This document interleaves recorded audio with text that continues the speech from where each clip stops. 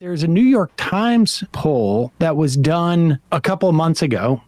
Maybe it was a month ago, where it showed Donald Trump with a lead. Now, there was criticism of that poll, if I remember correctly, because it assumed that turnout in 2024 is actually going to be greater than turnout in 2020. Now, it may be greater in terms of like, we have a bigger population on some level, although maybe we don't since COVID, frankly, in some respects. But it seems unlikely that the various cohorts, as opposed to sort of like the natural sort of like growing of the electorate, that there would be that many more people coming out. And that criticism was acknowledged by the Times. But they found a slight shift in the wake of, out of these 2,000 people they recontacted, out of that group towards Joe Biden, away from Donald Trump, because of all things, they apparently decide their president shouldn't be a convicted felon. Well, yeah, and I think what's really significant about that is the numbers were, infinitesimal, really. It just looked like it was a slight shift within the margin of error. So nothing dramatic. But what was dramatic about it was where the shift took place. One of the, I hate getting into too much detail about this polling because, we really, it's a jump ball at this point and nobody really knows. But one of the characteristics of the polling that we're seeing across the board is that Trump is weak, I shouldn't say Trump is weak. Biden is showing weakness among people who didn't vote in the last 3 elections. And among those people are some of the Black population, some of the Hispanic population, and younger people. Now, younger people you have to discard because younger people may not have been old enough to vote in the last election, and people tend to vote more often as they get older. So a lot of those people who didn't vote in the last election may very well vote in this one. So let's just set that aside. But among the other two groups, this is actually pretty significant that among the Black and Hispanic population that is, more Trump positive, they are people who haven't tended to vote in the past. So that's one thing. What happened after the conviction was that they polled people, and it was massively different among that group. Among the 20% that were Trump leaners, or among those who were Trump leaners, among that population, 20% of them moved over to Biden. Now that adds up to maybe a 1 percentage point difference, but that's a very big part of what's going on with how they're trying to, predict the electorate this time. This is a very, very important part of this. And one of the things that's happened is that Biden has hung on to the percentage of white voters of all class differentiation, I guess best way I can think of to put it. He's hung on to those people from 2020. It's this other group of younger Black and Hispanic voters that they have to work very hard to try and get those people at least enthusiastic enough to come out and vote. And that's a group that I would suggest is probably most likely, once they start paying attention, among those who want to vote that are not going to be enthusiastic about Trump. And this poll is the first time that's showing that, with the first time that's showing that when they actually pay attention, see something, they say, nah, I'm not going to vote for him. And it's especially interesting to me because Trump is banking on this really sick and pathetic idea that being a convicted felon is really going to appeal to Black voters because how they, about them, right? I mean, it's a sick kind of, twisted sort of strategy that he's got there that, they'll relate to me, the white billionaire Republican, because, he got convicted. And I don't think this polling, this very early polling, is showing for the first time that's not going to work. It's an absurd concept. So it's offensive. It's incredibly offensive. But who is that for? I mean, who is that for? It's every time these people. I mean, because let's be clear, and I just want to remind people of this. I think most people know this. There is a party that is really built around, ID, like, the way that people identify, and they're homogenous in this respect. And it is identity politics is completely and completely intertwined with the existence of this party, and that party is the Republican Party. Like 90% of its voters are white people.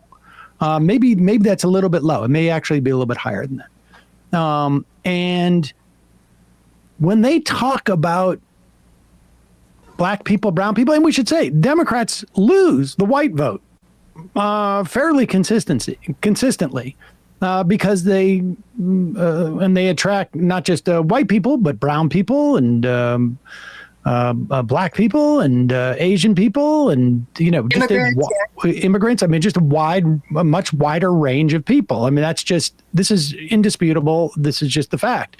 When the Republican Party talks about they're appealing to black people, it's usually in a way that is just to appeal to white people who want to think that they're not putting off black people in some way. I mean, Isn't that always the strategy? Yes. And well, you could see it you guys are there in New York. So, you saw this with the that rally that he held in the Bronx, right?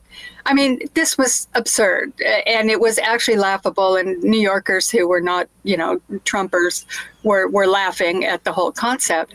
But, the fact is that in the Bronx, there's, quite a few people who voted for Trump. I mean, it's a big population there. So, of course, you can bring in a few thousand people to a rally. You could do it in my neighborhood, even though it was like 92% for Biden.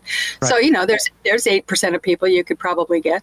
But the idea, what he did there by sort of pretending like the crowd was diverse and that there were all these black people from the Bronx. He brought in a couple of rappers, two of whom had, were under indictment for some kind of crimes. Again, that's part of it. He wanted to say, hey, look, you're like me. Well, look at the criminals love me. They all love me. The criminals love me. But, the whole idea was there to show to suburban white people that are kind of queasy about all this racism thing that, oh, don't worry, the black people love him too. So you don't have to be concerned with that. Is, I think, exactly what it is. It's like, they're going to say that we're racist, but if we were racist, would we have rappers on the stage? I don't think so. It's like one of those messages. And I mean, it's interesting about the rallies. I don't want to get sidetracked by this, but it is very difficult to assess a candidate's popularity based upon,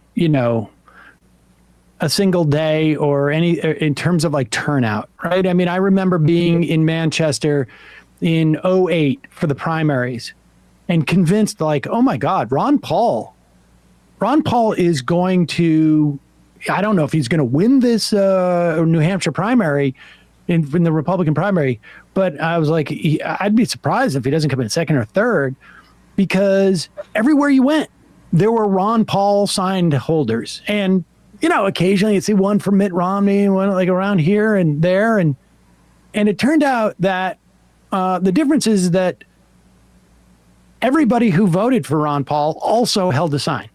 And so I saw a lot of people, but they did not represent. They didn't represent 10 voters or 100 voters or 1,000 voters. Each person represented exactly one voter. And all of those people who held the sign voted for him, but no more. And, I think he came in 6th or 7th. I don't remember what it was. But it taught me a very valuable lesson about, sort of trying to assess, because that measures the depth of support, but not necessarily the breadth of support. But I will say this, is that all the reports I've been seeing from reporters who followed Trump in 2020 or 2016 are saying there is a massive drop-off of people. Now, I don't know what that means, really, at the end of the day. I just don't know what you can tell about that. But, Trump relied on some very, very intense voters. And if they're not intense about him they may go and pull the lever against Joe Biden, but it's a different electorate this time around. Well, I think that's true. And it's one of the things that the pollsters are starting to look at. You can even see, the god of all polling is the New York Times Siena poll, apparently. And anytime they, have a hiccup, the entire journalistic community, goes on high alert. But even there, which has been pretty kind of, predicting a, pretty grim prediction for Joe Biden up to now, is starting to make that shift. And it's not because of any bias. It's because they're starting to look at likely voters. That's what happens as you get closer to the election. And likely voters, that's a very, that's more art than science. But it's a little mystifying how they come up with it in these days of weird polling techniques, because they have to do a lot more modeling than actually talking to people, because people don't answer their phone and blah, blah, blah. We know all about that. But what they're starting to look at is what the likely voter model is going to be. And so you're seeing that in some of the coverage and what some of these pollsters are talking about. And it's very interesting to me because, again, like I said, it's more art than science. And from my observation, what I see about this election is that a lot of people are seeing it. First of all, they don't want to hear about it. They don't want to talk about it. They don't want to think about it because it's depressing.